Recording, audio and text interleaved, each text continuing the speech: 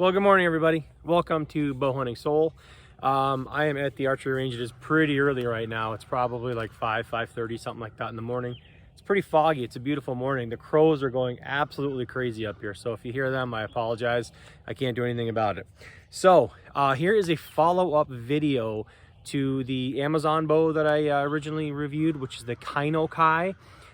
K-A-I, I know, K-A-I, something like that. Kainokai, I don't know. I don't really know how to say it very well. I do know a good deal though when I see it. And I don't want to sound like a salesman, but this is a good bow. And that's this bow right here. I'm kind of digging it. I haven't had it very long. Haven't had a chance for too long to tune on it until very recently. I've been doing some other stuff. I've been tuning on my Java Man Elkhart and another Bear Grizzly that I bought, actually, another 1966 to match my other 1966. So the Elkhart video should be up by now. So go check that out. I'll link it in here somewhere. But and I'll also link the initial review to this Kainokai bow. Now this is a bow that I got off of Amazon. I will leave an Amazon affiliate link. If you go click on that link and you buy anything through Amazon, yes, I will get a commission and I would greatly appreciate it. But I'm not just trying to hawk this thing on you guys. This is a bow that I got to try and review and to see how, you know, an Amazon bow is going to be. And wow, I mean, I was really surprised. I've had some other cheaper bows on there before and not impressed. I mean, like garbage. But this bow is pretty darn nice for what you get. Again, can't really list the price on it, but I mean, just click it. Your eyes will pop out of your head going, I can't believe it's that cheap. So with that said, this is the Kainokai Recurve. It is I got it in 50 pounds. It's a 50-pound bow, and I do have a Solway quiver on there, so maybe I'll just give it a look this way so you can kind of get a better idea. This is a painted aluminum riser, and of course I'm getting swarmed by mosquitoes here, and I apologize. And for anybody that complains on my videos that I swat too much, well, I'm sorry, you don't live in Minnesota. So anyway, so painted riser. The limbs, I believe they are bamboo. I believe they have like a bamboo core.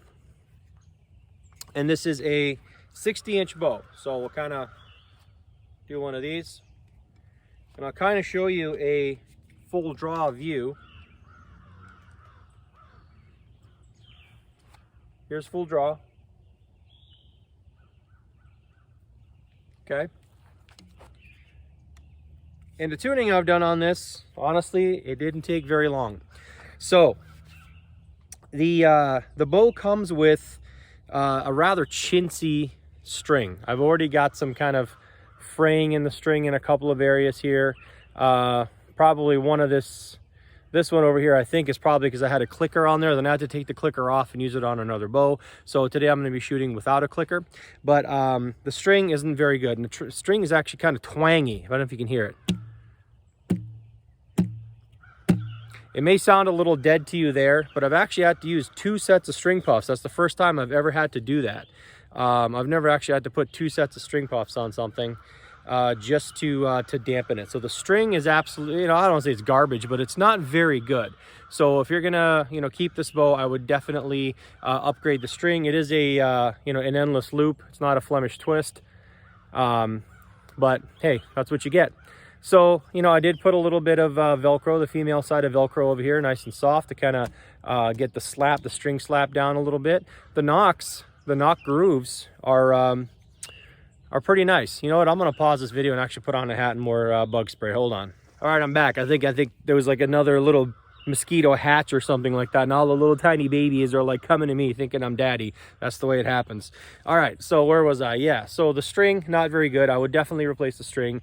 I had to put 2 sets of string puffs on there, like I said, to quiet the bow down. Plus I'm shooting a pretty heavy arrow, but I'm going to get to that in a little bit. So when I first did the review, I was shooting off of a Bear Weather Rest, and I decided to just try and shoot off the shelf, because I've never actually shot off the shelf on a bow that's kind of cut past center. And again, female side of Velcro, and it's, you know, when you get it tuned, there's really nowhere, and it's flying really well off of that. I was very surprised. It's taking a relatively stiff arrow, and again, I'll get to the arrow specs in a little bit. So My biggest complaint actually when I got the thing was the fact that this grip sucks, and I still think the grip sucks, and I haven't found anything that replaces it or fits it just yet. One of the biggest complaints was this opening right here across, okay, was too narrow, and it kind of, you know, left a little gap, not filled here in your hand, but put a lot of pressure over here in the meat of your palm. So that was one of them. And the other was the fact that it was a very kind of high risk grip for me. Now other people review this bow and they said it's not a high risk grip for them.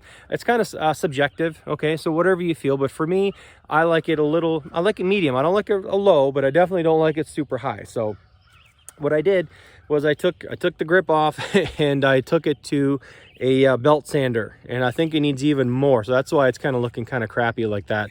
There's a lot of beef here that you can actually sand down without getting into the hollowed out U notch, you know, where it slips over the riser.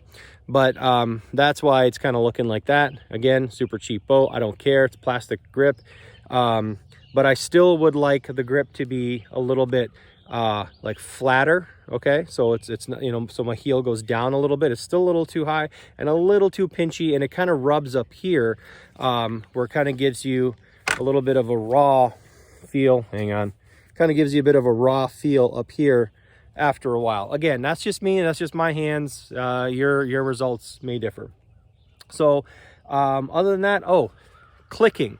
Now, it's not doing it this morning. I don't know whether it's because of moisture or just the way it is, but a lot of people complain about this bow, and go look at other reviews. There's some pretty good ones out there, and there's kind of like a little mini discussion going on about the click that comes off of this bow when you come to full draw. Now, of course, I was going to try and replicate it, and it's done it every time except for today, but the limbs do click. Now the limbs, at first, I thought, well, man, is this thing coming apart? Is it just cheap? Is it just, you know, going to blow up on me? No, what's happening is it's rubbing inside. The limb is flexing and it's rubbing inside, and it's either rubbing sides or in front over here as the limb flexes, or, you know, even all over here, okay?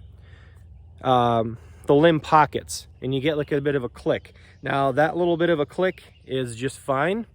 As far as just shooting like this, it may be a little bit scary, but it's not going to blow up on you. Well, at least I don't think it is. I mean, hasn't yet. So, but it's definitely something that you don't want to do and don't want to have when you're hunting, especially up close. They are going to hear that click. So I know other guys have, and I'm sorry, I can't remember the name of the people, the guy the channel who reviewed it. If you click around for Kainokai, I think you'll find some other reviews on it. I even commented on that, but there's a few of us kind of going back and forth talking about this.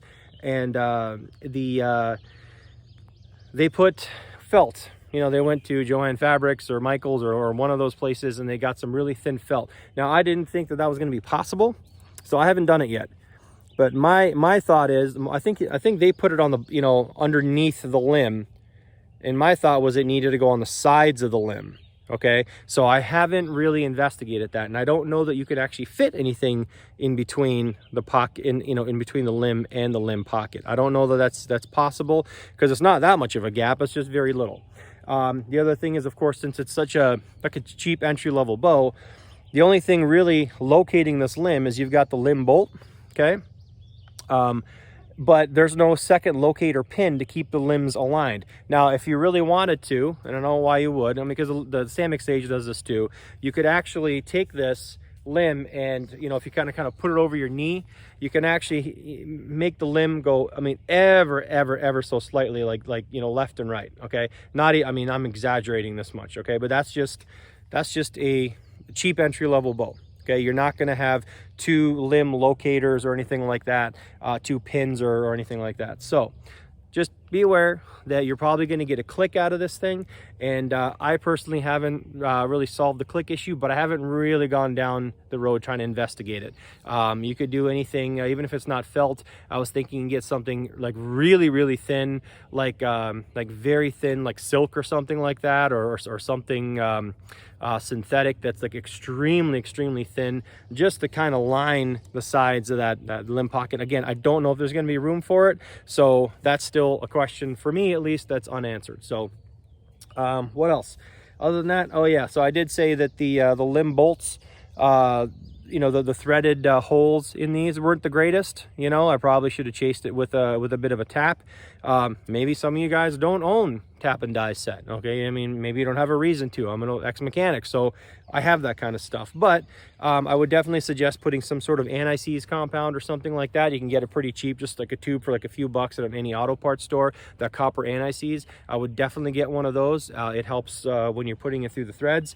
The threads aren't bad. There was just a couple threads in these that weren't cut so great, but the bolts are pretty long. I mean, there's no threat of you like ripping them out or anything like that. So okay, other than that, let's get to the arrow. So this is actually this is a fast bow. Again, I haven't really chronographed it, but it is I mean, just by rednecking it and seeing how it flies, this thing is a pretty fast bow. Now, what I got to tune with the arrows that I had was actually now a 400 spine arrow, and this is I believe it's like 29.5, just under 30 inch, something like that, arrow, and it has a 100 grain brass insert and a 225 grain tip. So that makes it let's see, it'd be like a 620 something grain arrow, 620, 625. I believe I'd done the math with it with a 250 grain tip, and then I backed down to a 225. So there's a ton of weight up front. Sorry, excuse me. So you can actually tune this with a longer arrow, with a longer 400, one that's not cut down, or you can probably do it with a longer 340 probably. It all depends on what you're shooting. Again, for 50 pound for me. So this ends up being like like I said, 620 something arrow. It's like under 12 something grains per pound. Again, I like that. I like it heavy. I like that trajectory, and this is plenty fast enough bow. It's a pretty quiet bow, honestly. It's not bad, except for the string. Okay, you get more twang and sound from the string than you do from anything else. You know, I think if you upgrade the string, it's gonna be better for you. So anyway, that's really it. I'm gonna take some shots. We're standing right here. That's like 15 yards. Okay, because here's a 20 yards, and that's a 35 yarder. So I'm kind of standing, there's no one here at the range, so I'm kind of standing in the middle here. So what I'm gonna do is I'm gonna probably put you sideways here, trying to get some better views. Maybe you can hear a little better. You can see the bow shoot and flex and that kind of thing. And then I'll take some shots for you. I'm gonna reset you up here. All right, so bare shaft. I got a bare shaft and 3 fletch shafts, so here we go.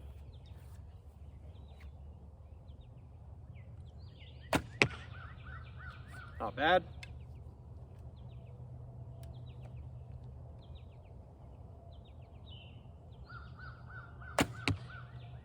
Also not bad.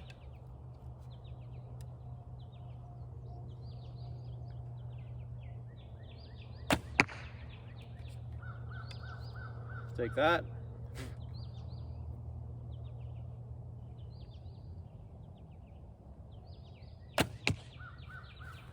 Okay, let's go.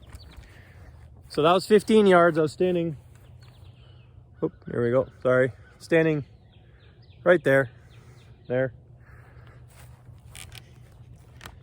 on this guy here. So again, that's without a clicker. I had a clicker on there before, then I took it off again for another bow. So that's not too bad, you know. I can do better, but I've also shot worse. I'm kind of a slave to the clicker, I'll admit it. I really like it. It's good for consistency for me. So, and this bare shaft, again, it's kind of, I think if I definitely decide to hold on to this bow for the long term, I'll probably put a clicker on there, and that'll give me a little more accurate reading of exactly what kind of poundage I'm pulling, how much, you know, stress is on the, you know, going, or, you know, energy is going into the arrow, and that way I can pick between a 225 or a 250 or what have you. Okay, so I'm trying to get to a consistent draw length every time, but because I don't have one, I'm being fully honest here.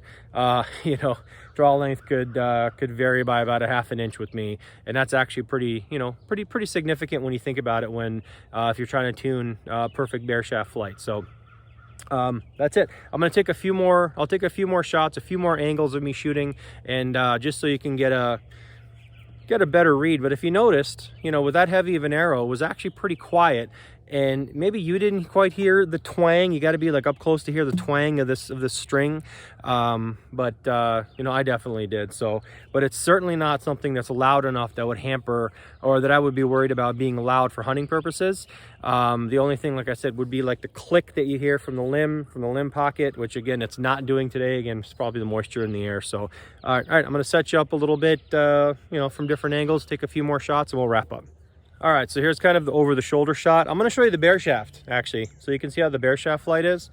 I'm still kind of fine tuning a little bit, like I said. So actually, between the last clip you just saw and this one, I actually raised the knock height just a touch. Okay, and by the way, I think I mentioned this in the last video, but this serving is my serving.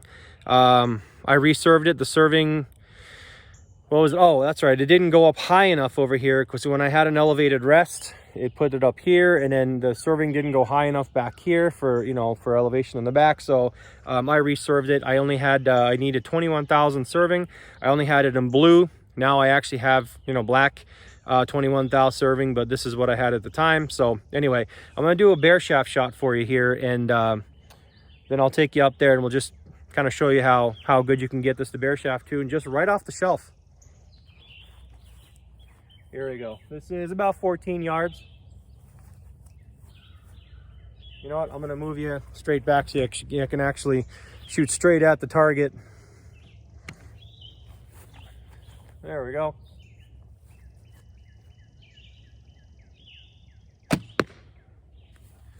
All right, so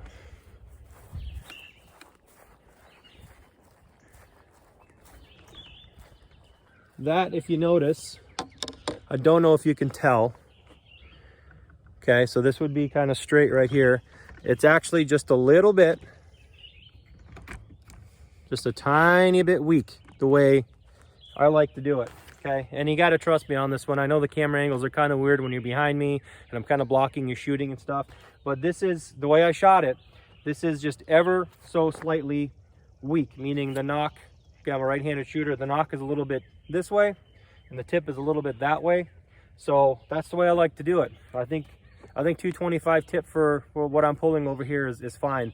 If I put a clicker on it and I decide that you know, I'm actually, you know, more comfortable pulling a little bit shorter, that's a whole nother issue, by the way.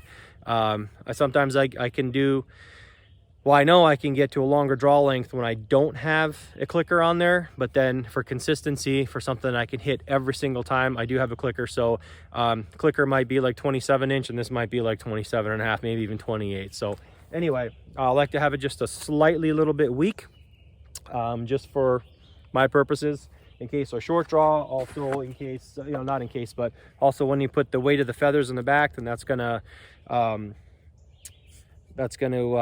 stiffen up the arrow a little bit there. So anyway, yeah, I did hit my arm a few times. No, I'm not a junkie. I think the only junkie I am is like a bow junkie. So we'll take a few more shots here. I'm gonna reset you up. We'll take a few more shots fletched, and then we'll go from there. All right, here we go. Again, bear shaft and then three fletch shafts.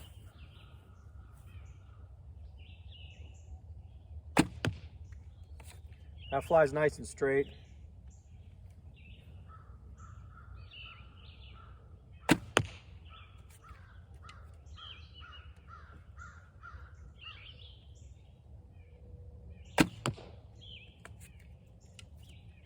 You notice, I don't know if you noticed in my second shot, I didn't quite expand fully and it kind of went a little stiff. You can see it fly different. That last shot flew perfect.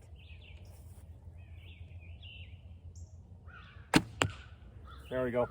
Just trying to be honest with my flaws here. So anyway, it's probably a good time to wrap up. I mean, honestly, you can just watch me shoot and probably get bored about it. So there it is, Kainokai. This is a very sweet bow. You can get this, I don't know how low poundage you can get it. I'm sure it goes down to 35, 40 pounds. And I believe you can get it all the way up to 55 or 60. Again, I chose 50. It's very smooth. I mean, it's a very smooth draw. Like I said, I recently got a 58 inch Bear Grizzly to match the Grizzly, another 1966 Grizzly that I have.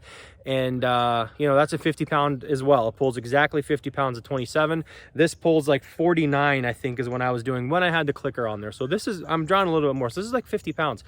This is definitely smoother. I can tell you it's smoother. If the grip was a little bit better, and I was a little more confident, not confident, but I'm a little more comfortable in the grip and not so high wrist and not having this rub a little bit, then I think it'd be even a whole lot better. I don't know if anyone sells replacement grips for this, but again, I've kind of sanded this down quite a bit to knock down that angle, quite a bit to open up this opening. Okay. But yeah, I mean, as far as fit and finish, I don't know how long it's gonna, stand up. I haven't really dragged this through a whole lot of testing, to be honest. I haven't really dragged it through the woods in Hill and Dale or whatever. Again, it's a painted aluminum riser. It's a cast aluminum riser. The limbs, are just cheap kind of fiberglass backed limbs. I believe they're bamboo. And if it's a bow, I mean, if you're looking to get into archery, if you're looking to try out different weights, see if you're gonna like heavier poundage of things, this is such a cheap bow. You can buy like one in each poundage if you honestly, if you wanted to, for the price of like, you can buy 5 of these but hell, you can buy 10 of these for the price of no, more than that probably than the price of a decent quote unquote decent bow, that costs a whole lot more. But honestly, this really surprised me. I know I keep repeating myself. If you're gonna get a bow for you, for your kids, present for husband, wife, I don't care. This is it's a very, very good option. I'm gonna keep shooting this. It's not my favorite bow. Okay, I'm not that super. Doesn't get my heart pumping. Like an actual wood, like a beautiful wood bow does, or a laminated bow does. But for something that costs so little, it's actually got a lot of value. It's a lot of quality for what you get, and it's not a chintzy bow. The fit and finish is way better than that Sino Art one that I kept talking about. Although other people have had good luck with theirs, but honestly, given the choice between the two, I'm picking this every single time. I mean, no question about it. Every single time, this is the bow. So, anyway. If you're interested in this, like I said, please click on the links below. That does help the channel, but honestly, if you get one of these bows, you're going to be happy you did. I'm not going to personally guarantee it or anything like that, but I think you're really, really going to like it. Quality for what you get, and doesn't cost a lot, and is very popular now. This thing is, these things are kind of flying off the shelf. So if you want to get into archery, get into hunting, you want to get something new for this coming, deer season or whatever. It's only a few months away. I would probably, get one of these and start tuning on it and see what you want. Honestly, if you want to make it a bow fishing bow, like I said, there's like adapters in the, drilled and tapped adapters in the front. There's the burger hole over here. If you wanted to run an elevated rest over here, you can, I think these are 832s, I believe, for a quiver attachment, or 824s rather. So yeah, lots of things you can do. All right, I've rambled on enough. Thanks for watching. Please like, share, and subscribe. Listen to the podcast. I'll probably talk about this bow and a couple others as kind of like a longer term or updated review on this bow and some others that I've been shooting in the past that I haven't mentioned before. And yeah, with that said, thanks for watching, guys. I appreciate it.